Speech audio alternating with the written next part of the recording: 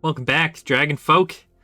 Another fantastic episode of us doing deck profiles of precons that they give you in Arena.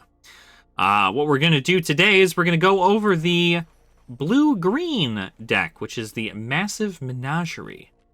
So, this deck is pretty much based around having small things turn into big things, or just getting out big things.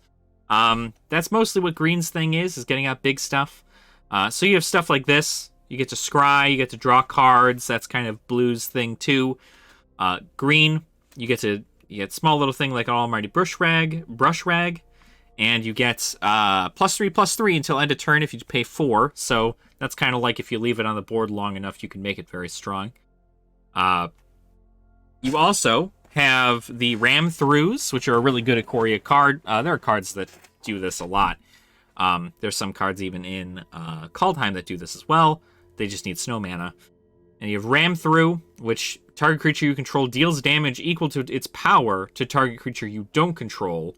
And if the creature you control has trample, excess damage is dealt to that creature's controller instead. So it's kind of a way for you to be able to deal damage to a creature without you having to actually go into combat with it, which is really nice. Wolf Willow Haven, this stuff will buff your lands, which gets an additional green. That's always good because green is on ramp, so you want that in your starting hand.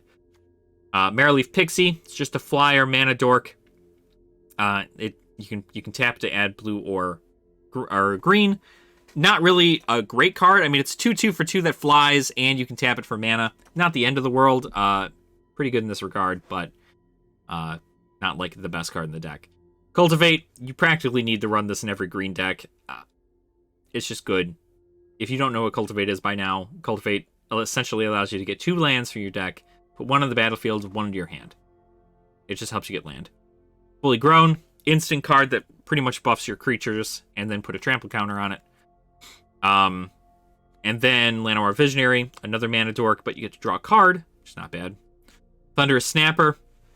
Whenever you cast a spell with mana value 5 or greater, draw a card. That's most of the things after this, because you have Elder Gargoth, which costs 5. He's pretty crazy. He's your mythic in this set, which is attack. And whenever this card attacks or blocks, you can choose one, create a 3/3 green beast creature token, gain 3 life, or draw a card. Pretty awesome, this card. So definitely worth a shot there. Keeper Fable's also another good one. When 1 or more non-human creatures you control deals combat damage, you get to draw a card. Some more card drawing green as well. You get the Serpent of Yawning Depths. Krakens, Leviathans, Octopus, and Serpents you control can't be blocked except by those things. Pretty great way for you to just get big damage through, especially since I think it's a Turtle Hydra, so he doesn't count, but so it's pretty much for him specifically. Sublime Epiphany, you get to choose 1 or more. So you essentially get to do whatever.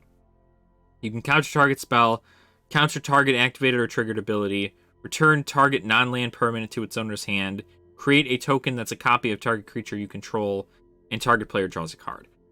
For 6. And you get to just do all of this. So that's pretty great. You have Kogla. Kogla's great. Essentially King Kong, right? When it enters the battlefield, you fight up to 1 target creature you don't control, so it automatically comes in and just attacks something. And then when it attacks, you can destroy target artifact or enchantment defending player controls.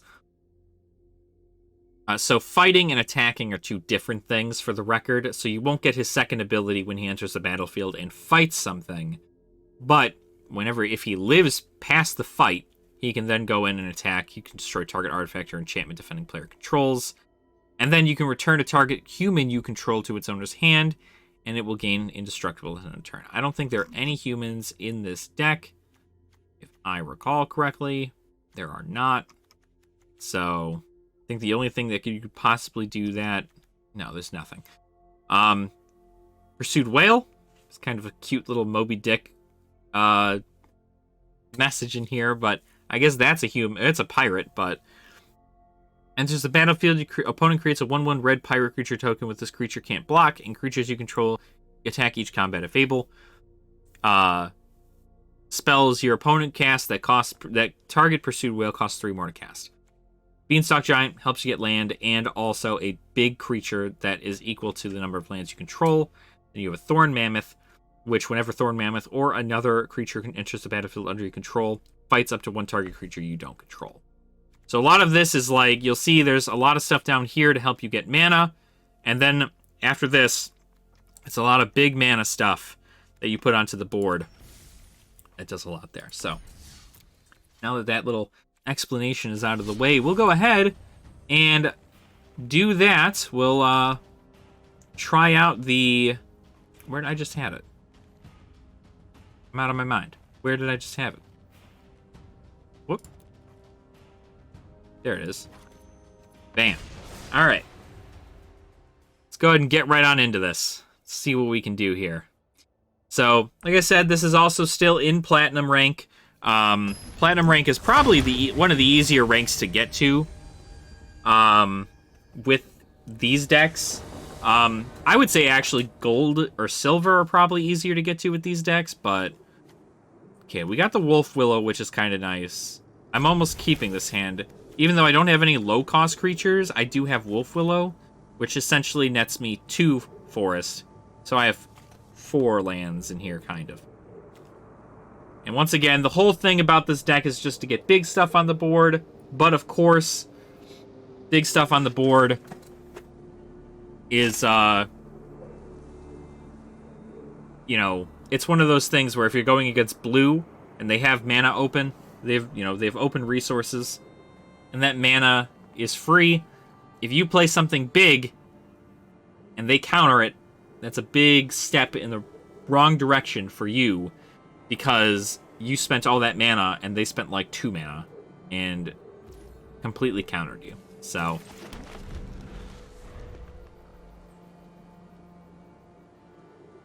but great way to kind of get things started here. We are going to Wolf Willow.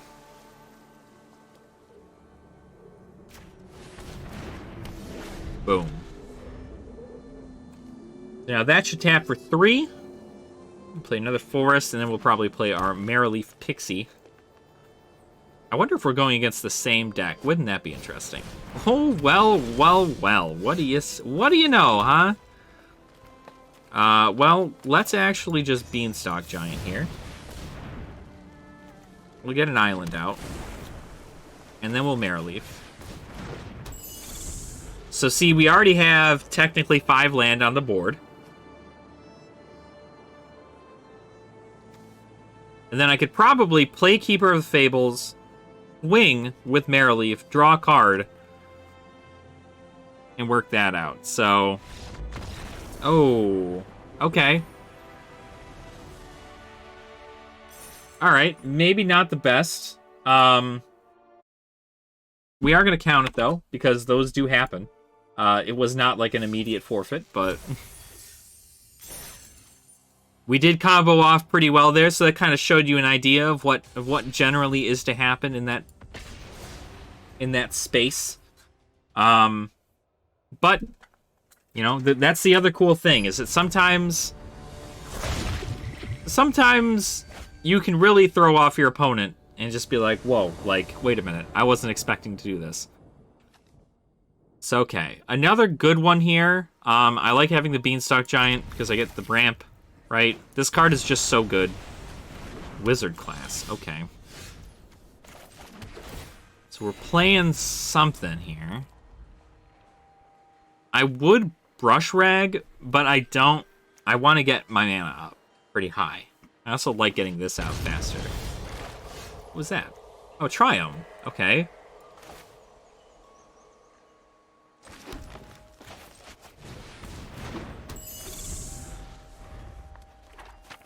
Alright. He's got no maximum hand size.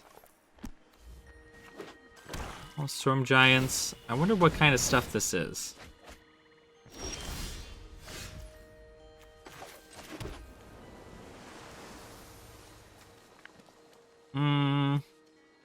Yeah, we'll play this. Since he can't counter it. Get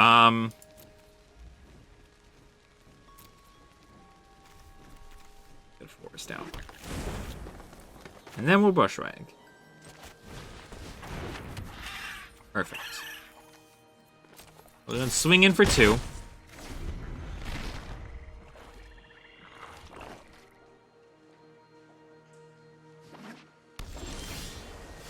Okay. So now still we don't want to go absolutely crazy with this. I am still going to play the 1 Bushwag. We're not going to play our Gargoth yet. I have a feeling something is going to happen here. That is going to upset the balance. Because if he has an ability to wipe the board, he will use it. So...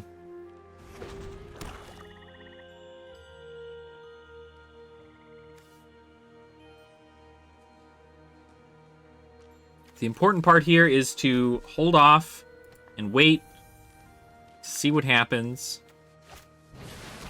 Loth. Summon spiders. I will get what I want. Okay.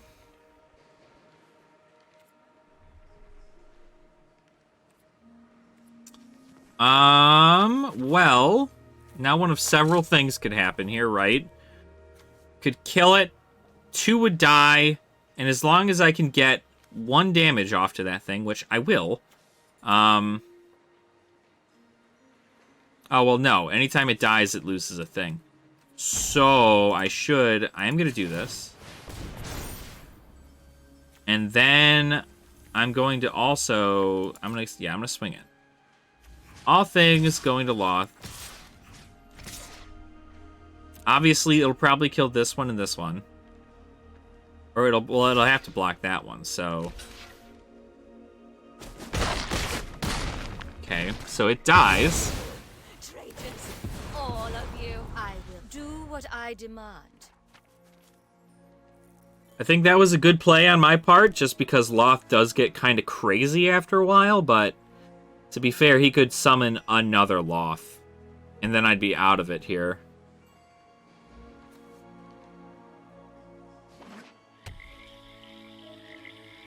Merc Water Pathway. Mordenkainen, okay. Whoa! This creature power and toughness equals to twice the number of cards in your hand. Yeah, pretty good. Okay.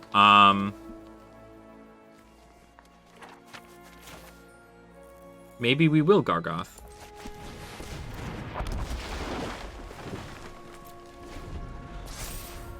Yeah, that's pretty good. I don't have any general removal, so if he drew like a ton of cards here, I'd have to either block or I'd let it go through. Your tiny mind couldn't possibly grasp my research. Buying your library, so he'll only have 14. An interesting deck. He's got removal for sure, so... like, the fact that he hasn't played any of his stuff is kind of crazy. Okay. At 10. He might be doing something to trick me here, but... let's see, +3/+3.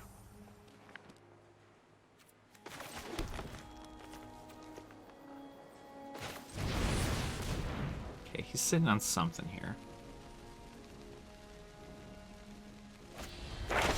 Yep. Okay.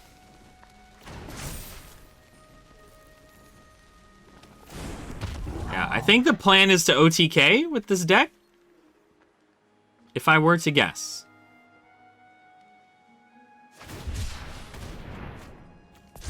Yeah. If I were to guess, he's looking to OTK pretty hard here.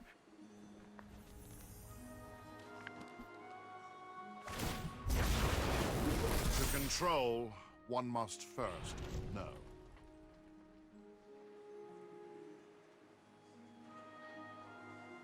This is nice. I wanted to see this kind of deck in action. Right, introduction. You can deal 12 to my face.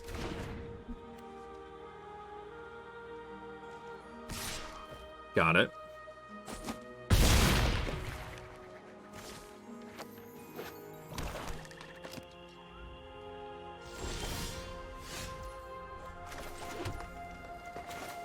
Alright, well, we can Gargoth. And then we can Maraleaf. If he doesn't counter it. Which he will. Okay.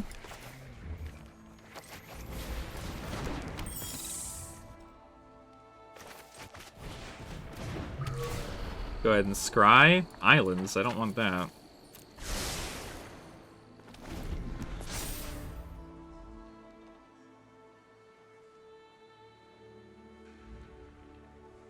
If he has anything to bump this back to my hand, he wins.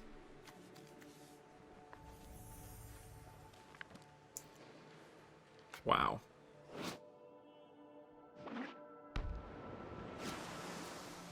It's pretty good. Yep. That's, well... yeah, that's game. Then use his plus ability. Draw 2.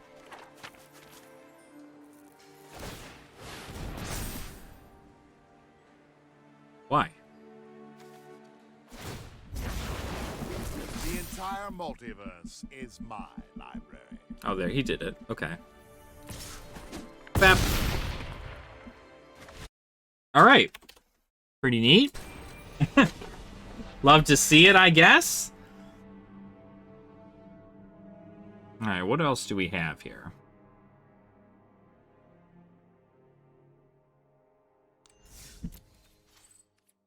Let's try it again. I love facing against these new decks, too. Like I said, I mean, the Massive Menagerie is good because it is daunting, right? There are cards in there that are very, very daunting. I mean, I don't know if I love all this, actually. That's a bit better, actually. We'll get rid of an island. Sure. It's a bit better because it gets me stuff, but I also don't have anything in my hand, so I'm pretty much top-decking expensive things. Wolf Willow onto you. We could always...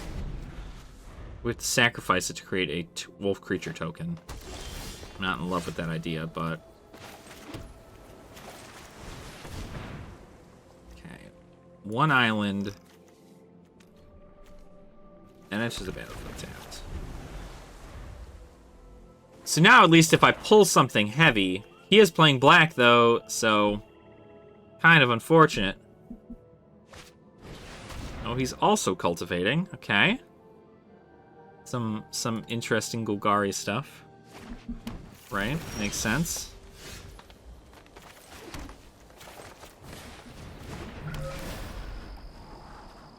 Ooh, okay.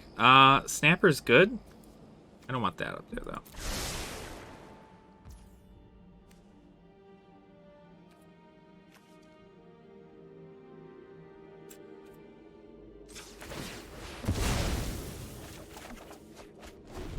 Okay. Better to get it than to mill it. Osmos Elixir. I know this deck, I think.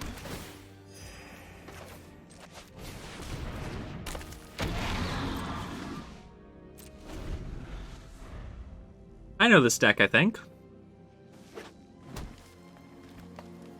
I mean, he's gonna have kill spells in his hand, right?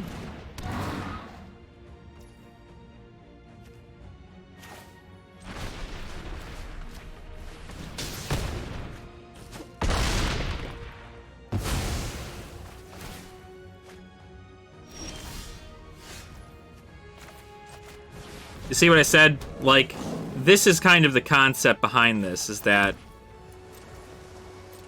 you have a bunch of cards that are high cost, but if you lose one of them, you're essentially out of it entirely. So part of me would have to, like, sit and not do anything for, like, 4 turns before I actually had a pretty reasonable starting hand.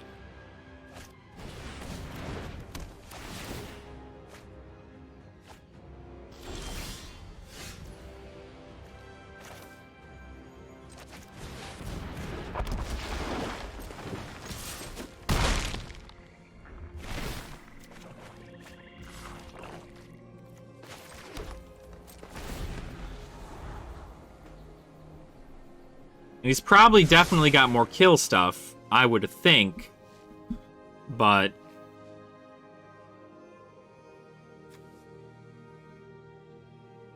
it's one of those things you have to see about whether or not throwing things on the board is going to be more important. I think it would be as long as Keeper of Fable stays alive, but he could easily summon something heavy like that and destroy me. Permanent spell from your hand without paying its mammoth. Oh, well, that sucks. Yeah, that's not great.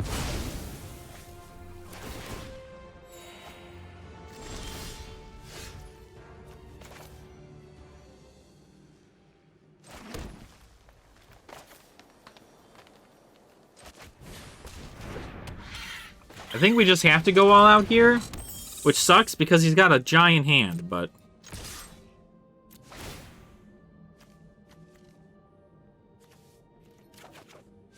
yeah, that sucks.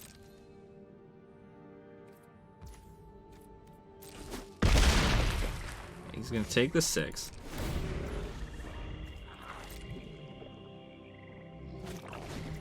Ugin! Oh, boy. Well, that's gonna be it. So now he can just do 5. Yep. You are too dangerous to roam free. Yeah, I hate to break it to you, but we are conceding. Unfortunately, I definitely concede almost every time we see an Ugin. Especially playing a starter deck. Nothing we can do against that. Truly, truly nothing we can do against that. But we're gonna see. We're gonna see what happens. Yeah, that's one of the cards I'm actually happy to see not in standard anymore. Is Ugin. I need green, but I only have blue.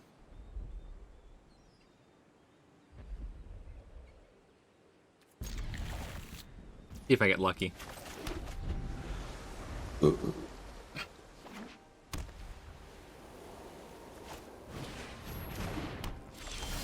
I did not get lucky so far.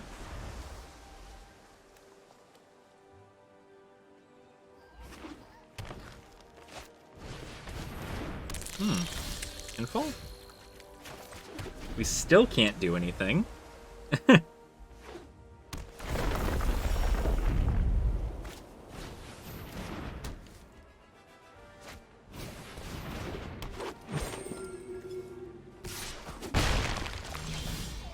Okay, we're now definitely not doing anything. I would say we shouldn't have kept it. Looking at my opponent's board and looking at my board, we should not have kept that hand.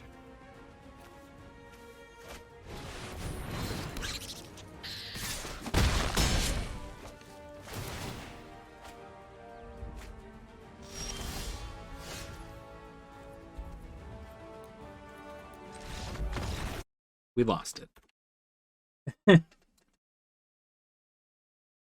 If there is... My pro tip to you is that if you go 4 turns without making a single move, and that is not the point of your deck, you've lost the game. Because I know there's no removal in that deck. I know there's no board wipes. There's no, cast 8 big things at the same time kind of deal. The amount of time it would have taken for me to get back up and running would have been awful. This is a good hand. You get the Cultivate, you get the Fully Grown, you get the Manadork, and you get a Thunderous Snapper. And you get actual dual lands, so that's nice. If you have the ability to put more dual lands in your deck than single lands, I suggest it. Only because these are so much better to get in your hand than this. Even though this comes in tapped, you get the ability to do whatever you want, which is great. Sade, okay. I figured that's kind of what's going to happen here. Probably mono white. Yep, looks to be.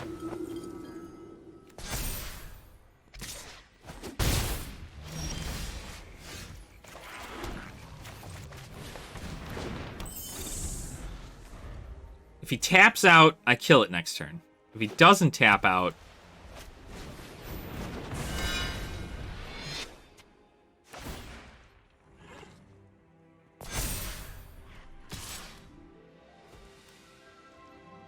Well, he didn't tap out, which unfortunately means that he will be totally getting it. It's just Snapper.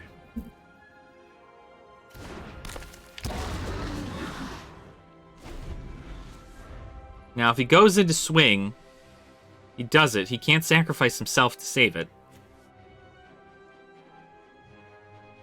He's probably going to start putting stuff on Daxos. I'm just waiting for him to tap out. He also seems like he's throwing stuff on the board pretty quick, too, so... Banishing Light? Lurrus. When did he put Lurrus to his hand? Unless Lurrus isn't his companion. Oh, it's not. He is tapped out, though. Which is perfect. So that means I can do this now. Actually, I should do that.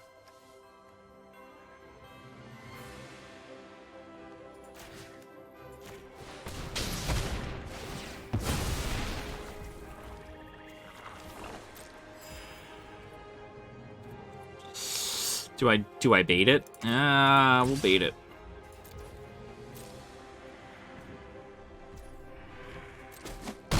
Yeah, I'm not gonna let you get that much. Because if he played a Speaker of the Heavens next turn, I would be dead. Well, he can still gain it. Another one. Not great. Not great.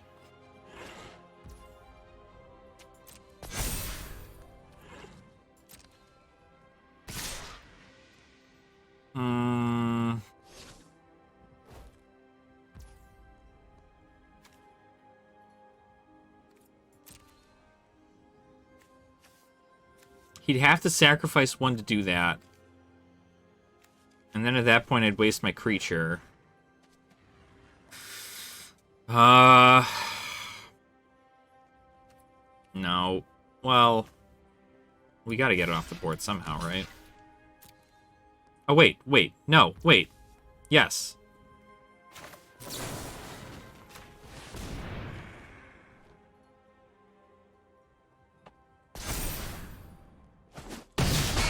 Oh, he actually let it through. Okay. Interesting. Do the Llanowar Elves there. See about Llanowar Visionaries, see about getting the draw. Hopefully we get something. Cultivate. We can't even use. Swinging for 4.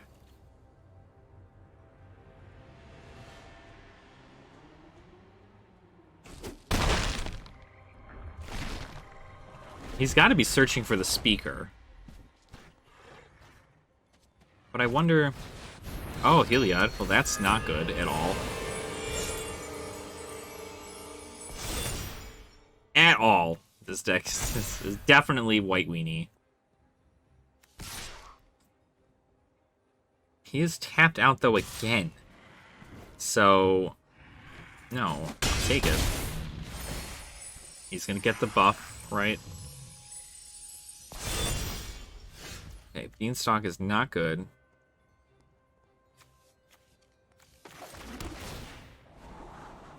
Keeper Fables? I don't need you right now. I actually would take you, but...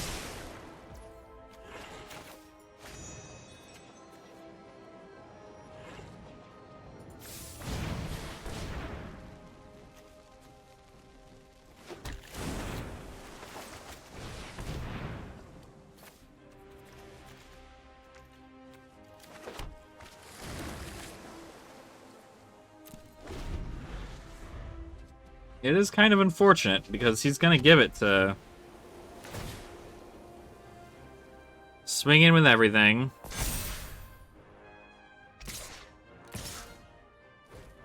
For 10. I can't kill that. I have to kill this. If he sacrifices it, then we're fine.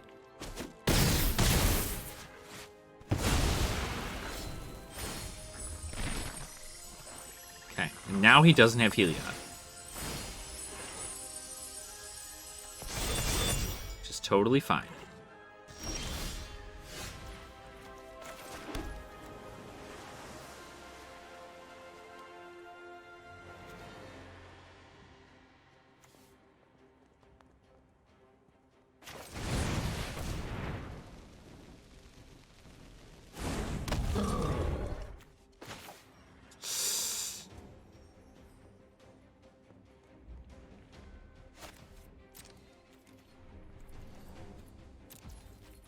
Alright, he's got 36 health. Once again, I have a feeling this is not gonna... That's a speaker. Okay. He's got summoning sickness, though, so he can't really do anything there. He's gonna have to block... I'm gonna have to block Heliod. But it's not gonna matter, because the second he gets...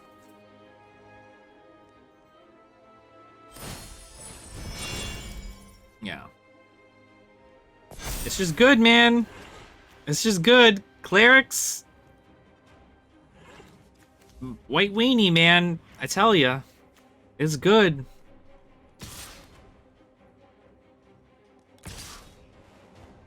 Okay, I have to kill Daxos. And then... Okay. Oh, so he's not going to do anything?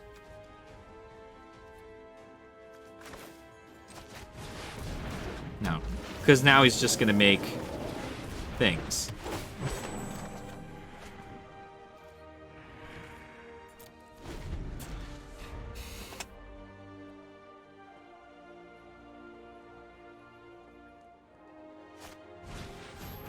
Okay. Well, that's going to be really nice. You give him a +1/+1. I don't know why you're buffing him. You're going to tap him for things.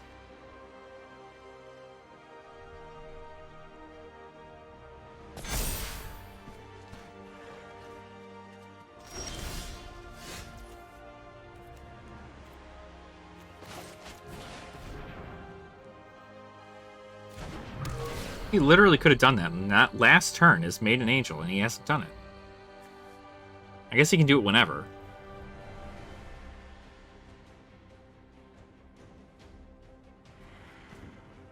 With 4 mana, he's done that. That's fine. I still get to scry.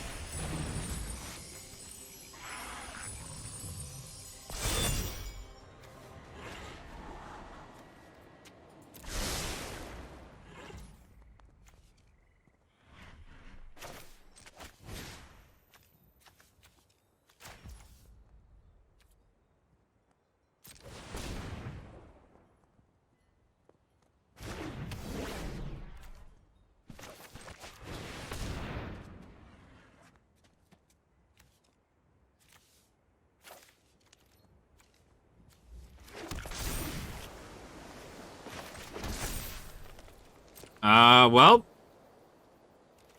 we can't win. I don't know why I'm still in this game. We can't win. And a Maul of the Skyclaves, too. Well, he gets to fly, so... Alright, well...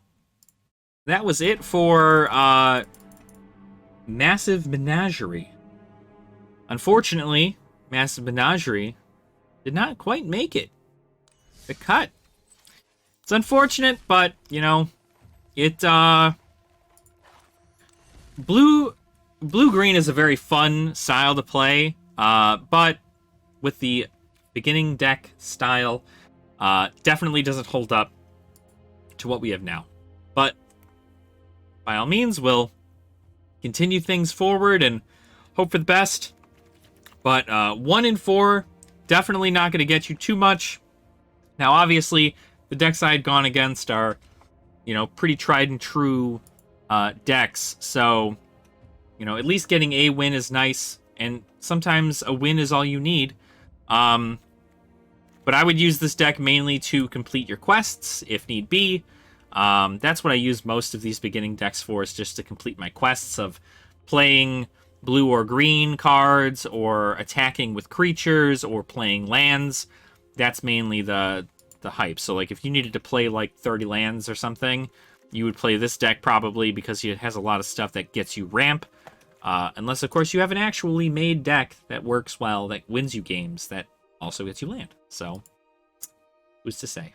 But anyway, guys, thanks so much for watching. I appreciate your support. Please make sure to like the video and subscribe to the channel as well. And make sure to drink your water, eat your vegetables, and prepare yourself for the next one. And I will catch you guys then. All right. Nerd out.